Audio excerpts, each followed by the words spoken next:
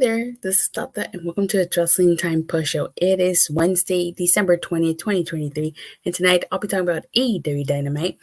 Alright, let's kick things off talking about MJF. He finally confronted Swerve Strickland. It was a long time coming. I mean, I can't believe that tonight's interaction between them was like the first interaction between them. That's crazy when you think about it. So let's rewind a little bit. The reason why MJF confronted Swerve Strickland was because earlier in the night, like him and Samoa Joe were attacked by the masked men. They were attacked by a bunch of them besides the usual four. So he ended up confronting Swerve Strickland, and this was a really good segment between them. Like MJF brought up their car rides from their days on the indies. You know, Swerve Strickland accused MJF of ducking him. And MJF basically fired back and said that he's not ducking Swerve Strickland. It's just that Swerve Strickland is not on his level. And of course, like Swerve Strickland fires back and he says, MJF does tryouts, he signs contracts. Because he's referring to what MJF brought up to when William Regal still in AEW about his failed WWE tryout. He called Swerve Strickland grills Flavor Flav grills. I was like, oh my God, I cannot believe he went there. And I'm surprised. Like, he mentioned Flavor Flav. You know, I don't even know what Flavor Flav is up to these days. And basically, like, Swerve Strickland warned MJF that the last person who talked about him ended up getting choked in front of 13,000 people, referring to his Texas death match with Hangman Adam Page at Full Gear, which I was there for. So obviously, like, I really, really liked this segment. MJF accused Swerve Strickland of being the devil and saying, you know how he's always saying, whose house is it? MJF said that he's the big bad wolf and will blow that house down. So very good segment between them. Honestly, I dug this. It was only a matter of time. Seems like they're pulling MJF in a million different directions here. Wardlow is after him. Samoa Joe is after him. Now Swerve Strickland. Even Hangman Adam Page. I mean, if you Adam Cole prior to that was also after him too. So a million different ways that we can go here. But I really, really like this. So to go back to that Samoa Joe promo, like basically during this, MJF was accusing Samoa Joe of being the devil because Samoa Joe was accusing him. Now, he wanted to go at it, and the devil issued a challenge to MJF. Basically, next week, they're challenging for those ROH tag titles. Samoa Joe automatically accepts. You know, MJF made a promise to his bro Chacho Adam Cole that he would defend those titles and keep them until he gets back. So it's very interesting here. But who do you guys think the devil is? Seriously, we've seen a lot of red herrings, that's for sure. So it has to be. I honestly think if it doesn't happen next week, it'll probably happen at World's End. We're probably gonna get the reveal of the devil pretty soon. I don't think they can drag this out past World's End. Okay. So AEW Dynamite kicks off with the Continental Classic Gold Lead match. It's Swerve Strickland versus Rouge. This was a good match, although I felt like it was pretty predictable. I don't think Rouge was going to beat Swerve Strickland here, but very good match. This was a great way to kick off tonight's show. I really like there was a lot of back and forth chest shots between both guys. My favorite spot in this match was when Swerve Strickland did the straight jacket to pile driver to Rouge, and he still kicked out. I was like, oh my God, like how the hell did he kick out from that? You know, because like I thought it was over right there, but it wasn't. But like I said, Swerve Strickland was victorious. So if Jay White would win his match later on, it would be a three-way. But Swerve Strickland needed to win his match to go advance to the semifinals. We get a Chris Jericho interview, and he's basically updating us on Kenny Omega, who he says that suffering the effects from devitalosis, I can't pronounce that, and ended up in a hospital. Kenny Omega's out indefinitely, and their opportunity to become tag team champions by beating Ricky Starks and Big Bill at World's End is no more, at least for now. But he's basically saying that what matters most is Omega's health, and that is what matters most here.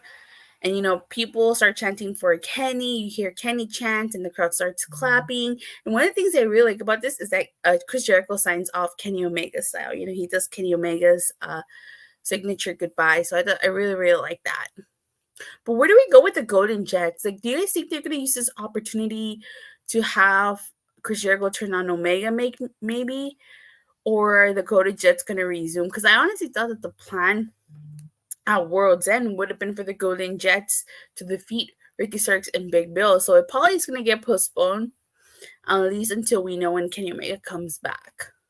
But I don't think he's going to come back anytime soon. But what did you guys think of this segment? We also get Jay Lethal versus Mark Briscoe. This is also part of the Continental Classic Gold Lead match. And honestly, this was also a good match. I think one of my favorite spots in this match was when Jay Lethal did the J Driller to Mark. I was like, oh my god, he did that. He did Jay Briscoe's move on Mark Briscoe. I was like, oh my god. I like when he did the lethal combination on here, but Mark Briscoe was victorious. But it really didn't matter because he wasn't going to advance any more in the tournament. But hey, it was a really good match, and at the end, both men shake hands. We get a best friends interview, and basically Rocky Romero is talking about how he's looking for international opportunities, and he wants to bring Gold around his waist. Now, Orange Cassidy took that upon himself as he wants a title opportunity, so they're going to have a match on Rampage. Should be interesting. We get a Saraya versus Riho match with the winner facing Toni Storm at World's End. And Ruby was watching from the back, and Toni Storm was on commentary. Toni Storm is killing it, her timeless character. She's so hilarious. She was on commentary for this. Riho won. And then, at the end, Toni Storm tried to enter the ring, and Riho attacked her. Mariah May attacked Riho with Toni Storm's title. I honestly don't think Riho is going to defeat Toni Storm here, but I'm sure it's going to be a really good match. The way things are going, I feel like Mariah May be the one to take that title off of Toni Storm at some point. We get Roderick Strong versus Komander. And this was a really good match. Roderick Strong is still wearing that neck brace of his because he's neck strong. But I really like this match. And I really like the fact that Komander took out Roderick Strong and the Kingdom on the outside. Speaking of the Kingdom, I feel like the Roderick Strong and the Kingdom should totally challenge for those trios titles. Seriously. And it wouldn't surprise me if they do, but they should. So Roderick Strong is victorious here, but this was a really good match. I liked it. And at the end of the match, Matt Taven was hanging up sign that says MJF is a devil. And Roderick Strong saying that it's obvious now MJF is a devil, and he says that Samoa Joe needs to believe him because Samoa Joe is his best friend by proxy. Now again, Roddy's gonna get Bob Orton's injury record beat, no doubt. Yeah, he is. Now, I'm still in the belief that Roderick Strong and the Kingdom are somehow the Masked Man, the devil. There's definitely a couple red herrings in there. But who do you guys think the devil is? Do you guys still think it's Adam Cole? Is it the Kingdom? I definitely do think the Kingdom is involved. What if it's a returning Kyle O'Reilly? It's going to be either A, Adam Cole is the devil, or B, Adam Cole knows who the devil is, and he didn't tell MJF. It's a very interesting situation we got here, but I do think Roderick Strong and the Kingdom should challenge for those trios titles at some point, especially because the Acclaim got taken down. They're not really doing anything with those trios titles. What do you guys think? Roderick Strong and the Kingdom for trios champions? I think that has a nice ring to it. So the main event was the Continental Classic Gold Lead match, Jay White versus Jon Moxley. So if Jay White won, it would be a three-way in the semifinals. Jon Moxley, in typical Jon Moxley fashion, bit Jay White on the nose. And Jay White used a chair on here. He threw it like a chair in the ring, and then he like chop blocked Jon Moxley's like knee with that steel chair. Poor Jon Moxley. After Jon Moxley hit the paradigm shift, like I kind of thought it was over, but it wasn't. Like at the very beginning of this match, it was all Jon Moxley. He did the sleeper, the elbows, and then the power driver. I was just kind of like, oh my god, like for sure Jon Moxley was going to win this. But no, come to my surprise, Jay White hits the Blade Runner on Jon Moxley and Jay White wins. So it's a 3-way now in the semifinals. I was not expecting this finish. I kind of thought it was going to be Jon Moxley versus Swerve Strickland one-on-one, rematch in the semifinals. But adding Jay White in there, I kind of feel like he's being set up to take the fall, like the pin here.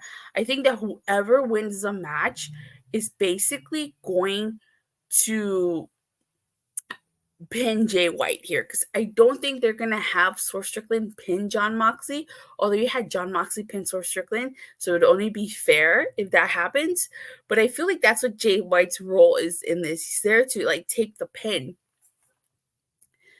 And then like Swerve Strickland comes out and he's just staring at Jay White, and like Jay White does the Prince Nana dance, which I thought was hilarious.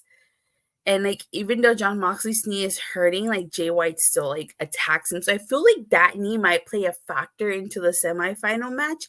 I still think that Swerve Strickland is gonna win that semifinals, and we'll see who he faces from the Blue League. But I still think Swerve Strickland's gonna be in the finals.